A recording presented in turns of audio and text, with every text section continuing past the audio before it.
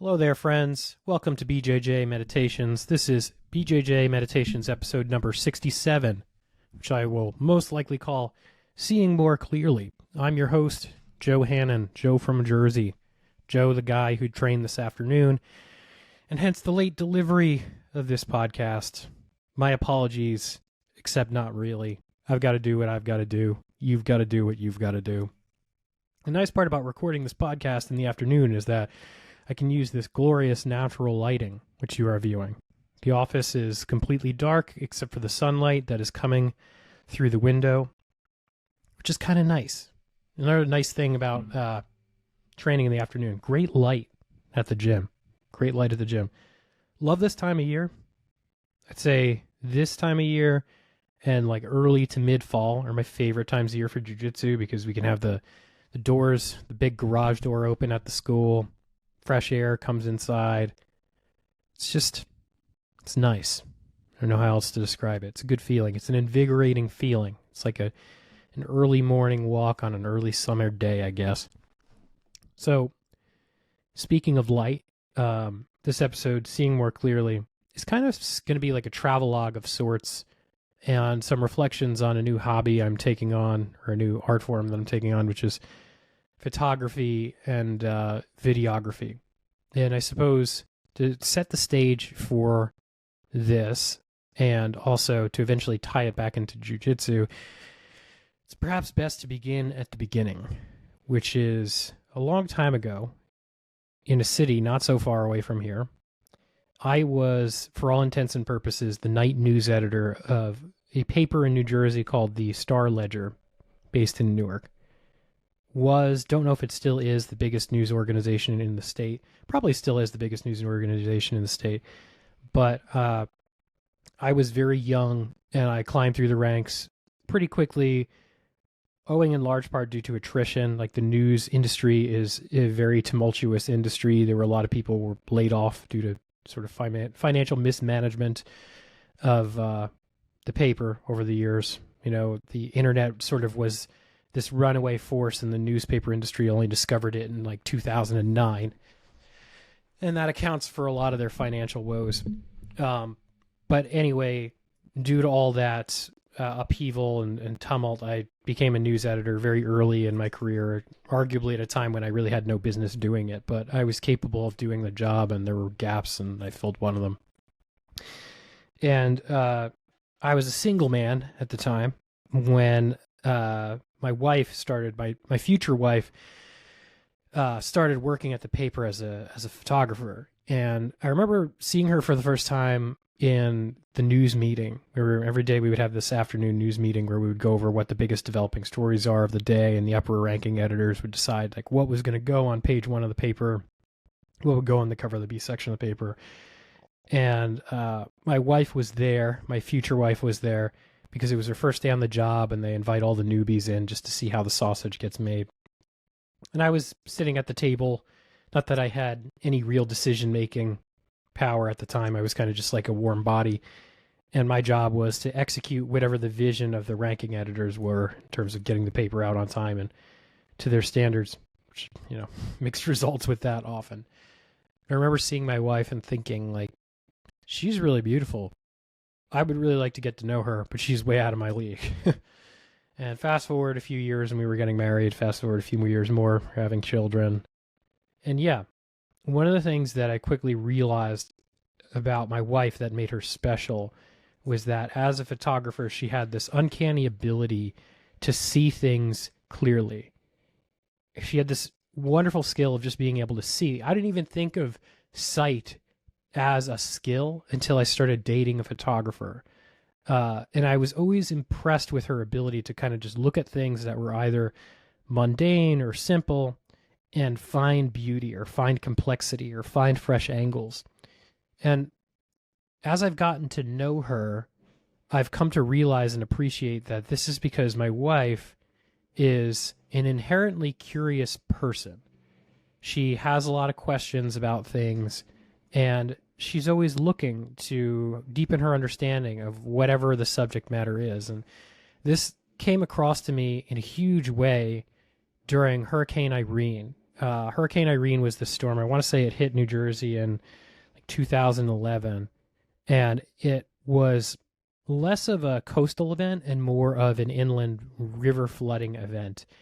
And Frances was out in Woodland Park taking pictures of people recovering from the flood, and she had this beautiful photo of this woman who, incredibly moving photo of this woman who was just distraught because her entire life had essentially been inundated with water, and she would have to start over. And my wife, most photographers, they're kind of like snipers, they're snipers of human emotion, news photographers. But my wife, where she excelled was she would take this really empathic approach where she would get to know her subject matter. And like moments before she had taken this picture, this woman was essentially like crying on my wife's shoulder. And she captured all of the emotion and the poignancy of that photo because she had formed this bond with this woman, as simple as the bond was. But yeah, she had this ability to find these moments and to capture them in a way that I felt like I never could know how. And it came from looking with true curiosity, this true curiosity that she embodies. And not just curiosity in pure aesthetics, but curiosity in the human condition. And as I've been experimenting with photography, like the episode tile from the last photo, or the last episode, was a photo I took of two people training in our gym.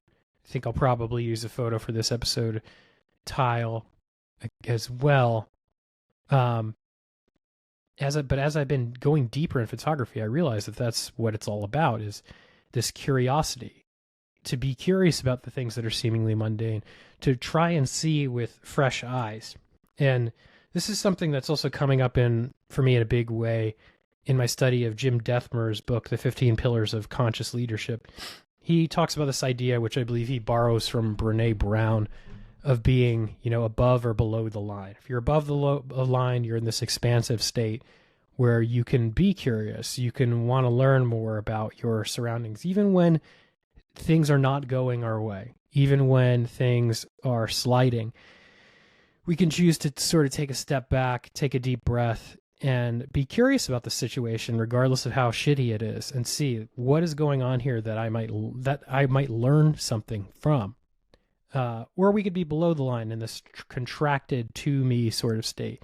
And look, the more I experiment with this approach, the more I realize like there are going to be times when you're just below the line, and that's part of the process where you just take this breath of acceptance and you accept knowingly that you're in this state, and that's just how it is. Be where you're at. But what we have a choice about regardless is this ability to be curious. Why am I below the line? What is here that I'm not seeing? What are the fresh angles that I'm missing?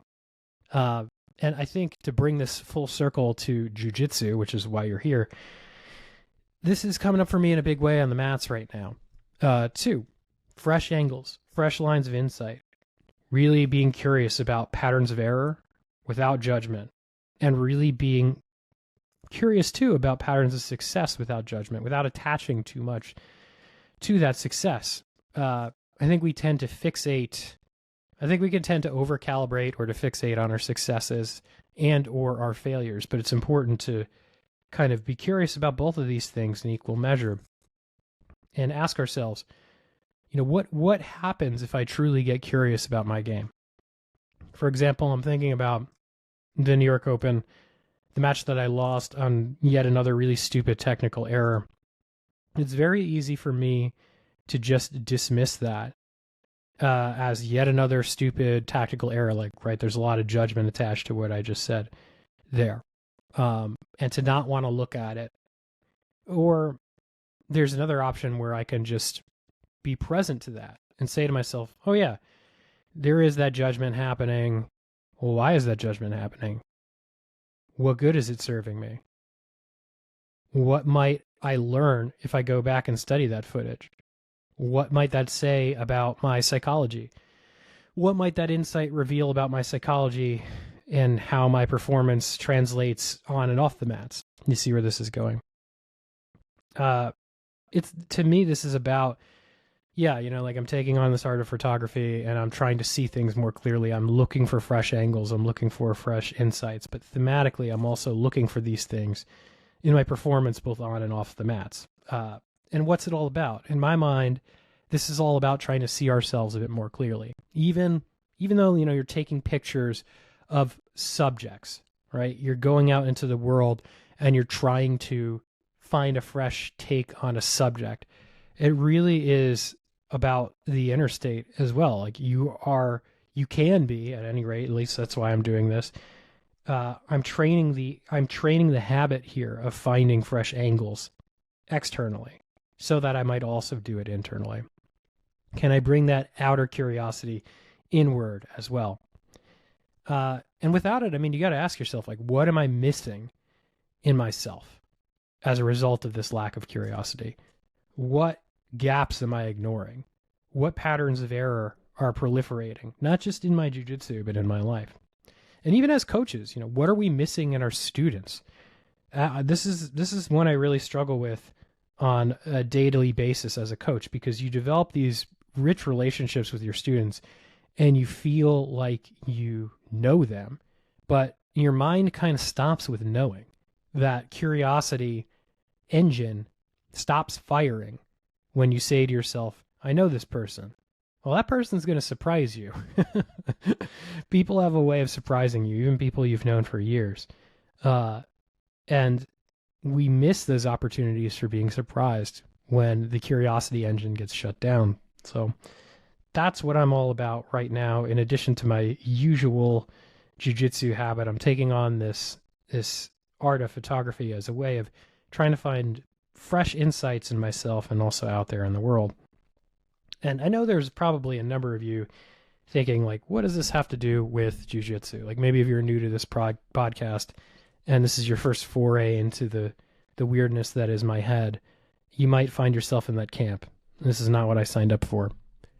Well, if you have the patience and the interest, I would highly encourage you to check out the samurai epic called Musashi, which I think should be required reading for any martial artist.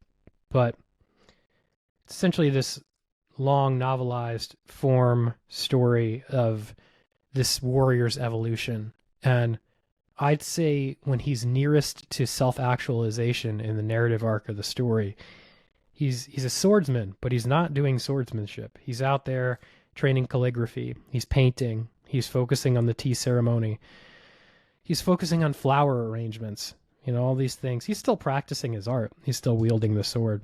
But all these things that seem tangential to the art of the samurai are actually unleashing insights in him that enhance his performance as a swordsman.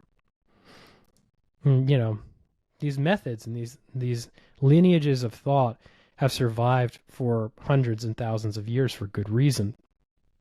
There's a lot of signal. There's also a lot of noise. There's a lot of bullshit. But this is a podcast, in part, that focuses on the concept of thematic learning. And I'm a firm believer that you can actually enhance your performance on the mat with all this other stuff. Of course, you have to actually be doing the thing. You can't be skipping out on your live training. You can't be one of those people who just watches footage and doesn't actually train. You got to be out there getting your black eyes, taking your lumps like everybody else. But every opportunity is an opportunity to train, regardless of what we're doing, whether it's taking photos or taking necks. It's your choice. You can be present to these dynamics or not. I choose to be present to them, and I hope you will join me on that path. That's all I've got for you this week, folks. It's been great talking with you once again. As a reminder to you, if you are interested in supporting BJJ Meditations, the best way you can do that is to book a coaching session with me. Right now, I'm just looking for another 1 or 2 more steady clients. I'm all about depth over breadth. I have several excellent people that I'm working with right now, and I could really only do a good job with 1 or 2 more. So get yourself in the door sooner rather than later if you're on the fence, I'd say, because the ship is almost full and we're going to pull out of port soon.